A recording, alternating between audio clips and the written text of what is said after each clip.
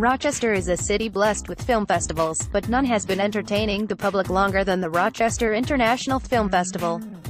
Next weekend, April 26 to 28, marks its 60th year, and for most of those years, it was also known as Movies on a Shoestring. The shoestring title was also a calling card, because the movies generally were meant to reflect lower-budget short films, made independently by students, amateurs, and beginning professionals.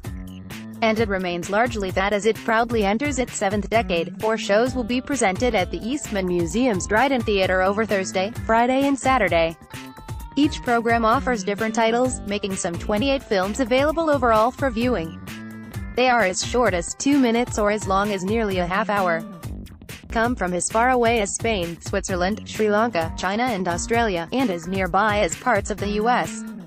and Canada, or as next door as the Rochester Institute of Technology, each screening, at 8 p.m.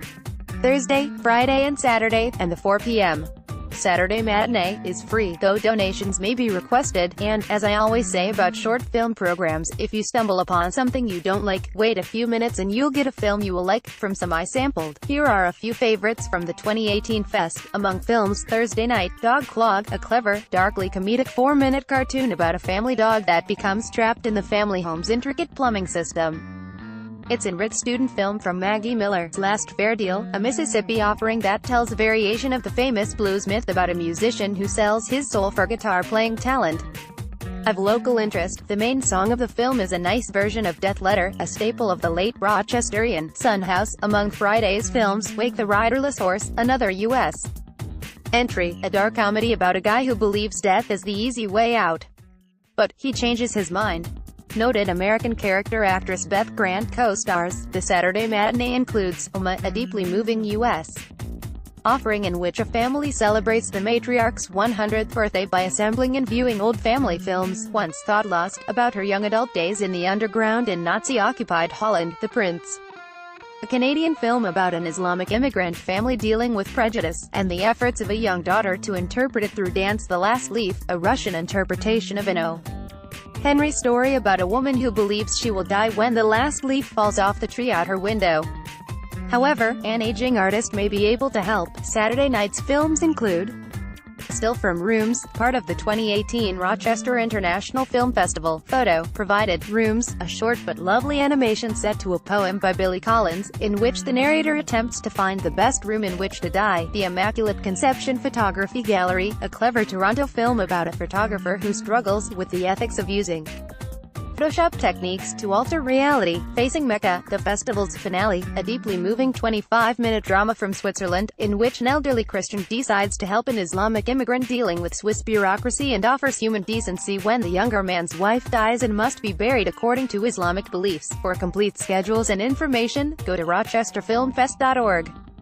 Facing Mecca, part of the 2018 Rochester International Film Festival. Photo provided. Hi-fi living. There is a lot to miss about the old days of vinyl beyond the arguable format for the music.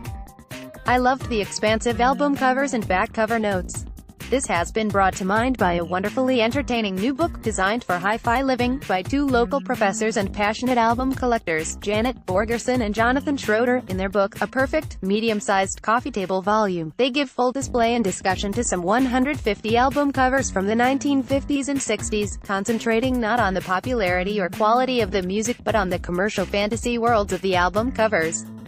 And they make a strong case that these covers both reflect and generate the design style known and much admired as mid-century modern hi-fi living. Photo provided. As the authors note in their introduction, albums of that era were only partly about the music.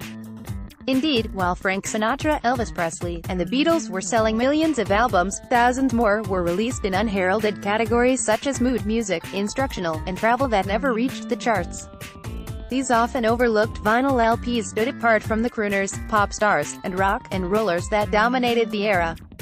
Today, they offer fascinating glimpses into lifestyles, listening habits, and longing at mid-century. Thus, you'll find fascinating covers for such titles as Honeymoon in South America, Havana in Hi-Fi, A Lazy Afternoon, and Music for a French Dinner at Home. You'll find albums celebrating indigenous people as well as fanciful trips into space. Some of the music may have been questionable, but the dreams and aspirations were not. More, 10 Things to Do Around Rochester, 11th Annual Record Store Day, April 20th. As the authors conclude, these mid-century LPs offer compelling visions from a time that brought the ideal home, continental style, and international travel more fully into mainstream U.S. society. And it's fun to reminisce about such visions as you peruse this colorful book. More movie news, more actors' performance as Ted Kennedy is at heart of Chappaquiddick. More, Honeoye Falls featured an unraveling puzzle movie. Salvamore, filmmaker will fulfill his dream on MLK Day. More, Audrey Kramer to incorporate cats, movies, veganism at the cinema theater. Read or share this story. https://on.brockney.ws/2f4euro